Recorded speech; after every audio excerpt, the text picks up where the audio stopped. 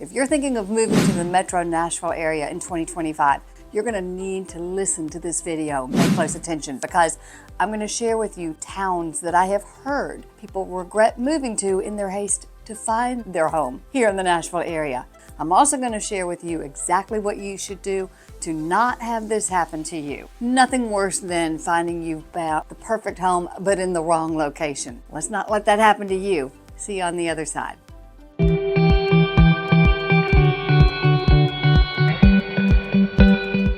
What is the number one biggest regret that I hear people talk about when they have recently moved to the Nashville metro area? It's the commute.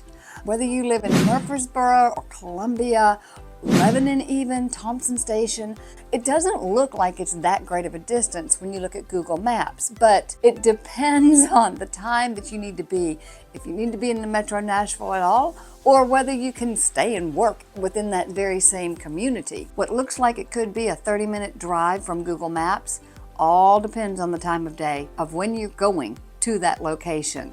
So one of the biggest problems is our growing population has overwhelmed our infrastructure.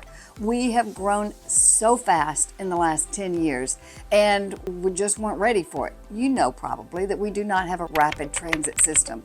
Yes, we have bus services, but that's closer inside of the metro Nashville area, and it still doesn't go to outside areas like Bellevue on a very regular basis. So if you're dependent on rapid transit system, you actually don't have one. The other piece of this is there are areas that have very limited alternate routes. So if you're dependent on being on the interstate to get where you're going, or you happen to live deeply into the county area of it and you have to go through, if that main artery is really the easiest and most feasible way for people to travel to downtown Nashville, you're going to be hitting a lot of traffic most times of the day. Those long commutes really affect life-work balance and also gas costs. Our gas is much cheaper here than in many areas of the country, but if you're spending 40, 50 hours a year on commute, that's really going to hurt your work-life balance and probably why you came to this area in the first place. It's an issue. Commute times truly is something to think about. A number two issue is overpromised amenities. Some of the areas that we call up and coming, and they truly are, but it might be a little bit early if you're looking for them to have all the amenities that they promise. Places like White House and Fairview, they are growing exponentially. People are looking to these areas because, you know, they're a little bit more rural. They have that closed, more laid-back feeling, more small community feeling, but they don't have all the amenities that an awful lot of people are looking for yet. They're going to. They're working on it, but you might be a little early. So if you're looking for those amenities immediately, maybe not. I'm talking about amenities like the shopping and dining and lots of entertainment. Now, truly, most people do a lot of their entertainment as far as if it's the sports things in downtown Nashville. So that's not really an issue. But when you're looking for dining, you don't have a whole lot of options rather than maybe some fast dining and then some local fare, which is not a bad thing. I'm not saying there's anything bad about any of that. But you're not going to have a Macy's. You're not going to have any big box stores, possibly a Home Depot. But you're just going to have limitations on those amenities. They'll be here, and you will experience the appreciation in your home once they get there, but it might be a little early for you and your needs if you move into some of these smaller up-and-coming towns. New developments take longer than expected to materialize, and residents often have to drive 20 to 30 minutes to find decent restaurants or shops, especially if they have elected to purchase property, maybe 5, 7, 10 acres. That's still having to go pretty far outside of that smaller town. So you're going to be driving to that smaller town just for those type of things. Expectations versus reality. Sometimes I've heard that buyers feel kind of disconnected and hard to find their place in the community when they are in some of these very rural areas. Something to consider when you're moving to Nashville. Number 3 would be school district disappointments. Now, I know you can check out greatschools.org. Please do it. Please dig deep, because families could often be disappointed coming from different areas. Maybe you were in a great public school where you came from, but maybe this public school where you've chosen in a smaller town may not have the resources that you are accustomed to. For families with kids, school districts are a really big factor when choosing where to live, and unfortunately, some towns like Antioch or parts of Smyrna have schools that don't always meet those expectations. Some parents regret their move to that area because of the schools. They just don't align with what they had expected in the move. I forget to do this all the time. I am Susan Thetford. I'm a realtor with eXp. I do these videos weekly to share information that I hope is super valuable to you in helping you determine whether Nashville metro area is a good place for you to live, and also where to live in metro Nashville area. I want to not ever sugarcoat things, but I also want to help give you solutions. So if this is of interest to you, please subscribe to the channel, but at the same point, even better, pick up the phone, give me a call. Let's talk about what you need in a new area. Let's get back to reasons that people might regret moving to Nashville because they've moved to the wrong area.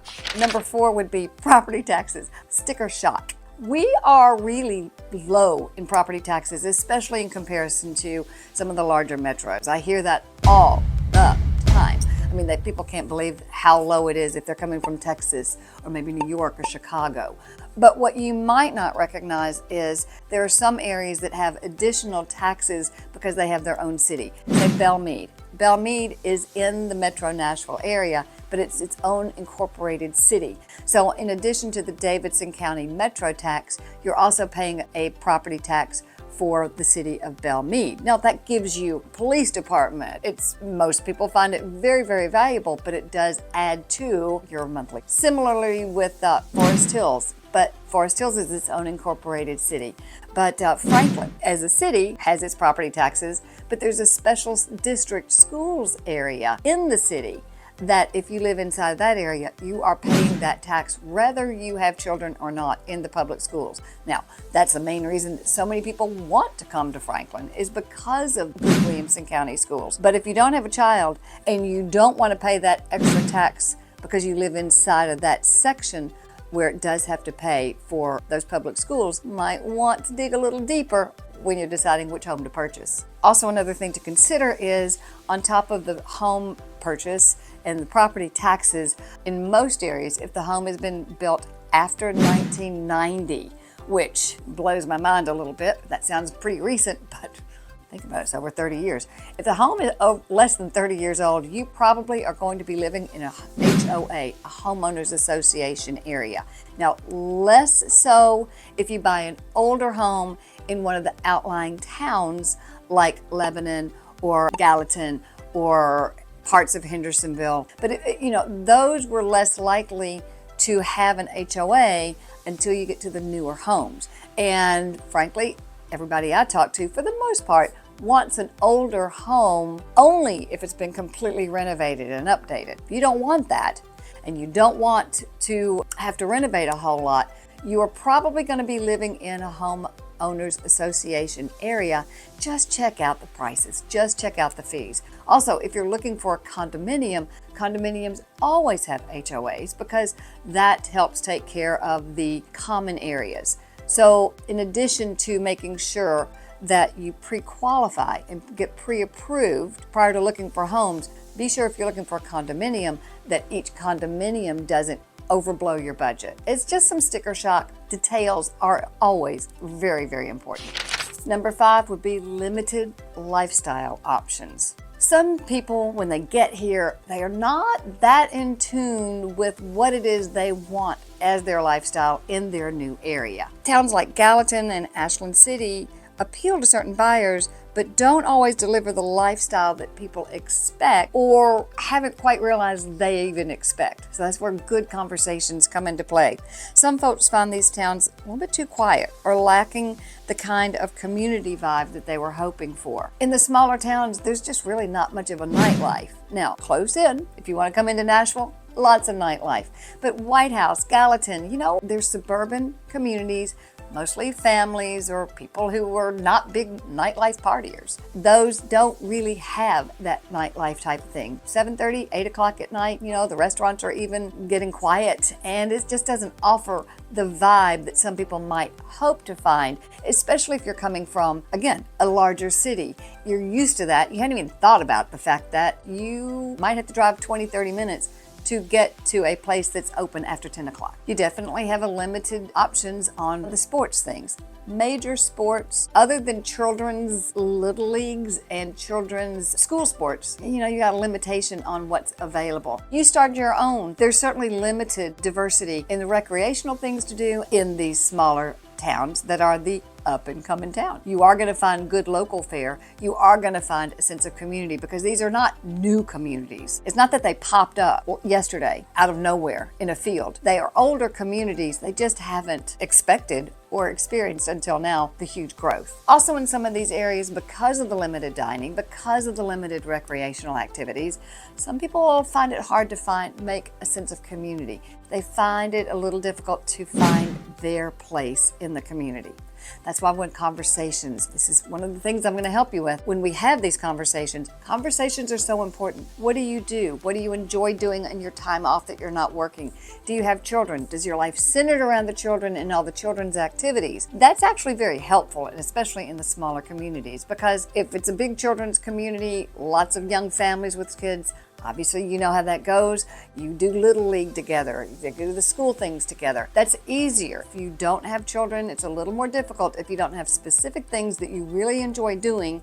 And then we help you find the areas that do allow you to find that within your community. So when I talk to people, I ask a lot of questions, and I try to listen even more to what you're saying, because I've got this Rolodex of cities going by in my mind, putting all the things together of what you enjoy doing, your commutes that you want, the budget, all the things.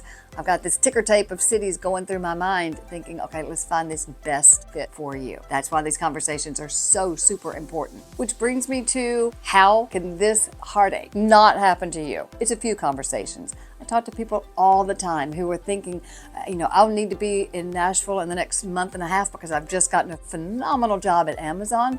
Or those who are considering it. I talked to the other day, and they think they're a year, 2 years off. It's never too early to start the conversation about the consideration of the move.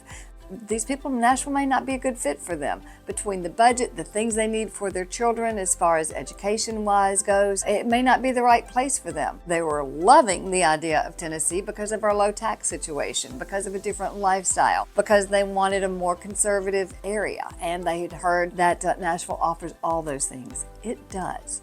But Nashville is not as inexpensive as people have hoped. So I'm going to have to help them find a perfect agent, and I have, over in the upper West Tennessee area. Will be the perfect fit for them, their budget, and their needs. So if you're not ready to talk, grab my relocation guide here. It's updated for 2024, and I'm working on the 2025 updates. Not many changes, just making it improved. But we need to talk to help you figure out what is it that you need in a community, what you really, really want, because I don't want anybody to have the heartache of getting here to Tennessee, getting here to the metro Nashville area, but finding that we chose the wrong tier of city. Suburb of Nashville, Davidson County, suburb more like Franklin or Hendersonville or Mount Juliet, or really a lot further out, smaller communities, and to grow with those communities. Every one of those is right for somebody. We just don't know if it's right for you. So should you completely avoid these up and coming metro Nashville areas? Not necessarily. Every place has its pros and its cons. What works for one person will not work for the other. The key is to do our homework. Visit the area if you can. Watch an awful lot of these type of videos to show you different areas, to see what seems to vibe with you. And make sure you're moving somewhere that truly fits your needs. If you found this video helpful, like, subscribe, grab that relocation guide, and then let's talk. Nothing more fun than just having a good face-to-face conversation. Thanks for watching, and I'll see you in the next video. Until then, happy house hunting, and remember, do your research before making the big move, and that starts with a conversation with me.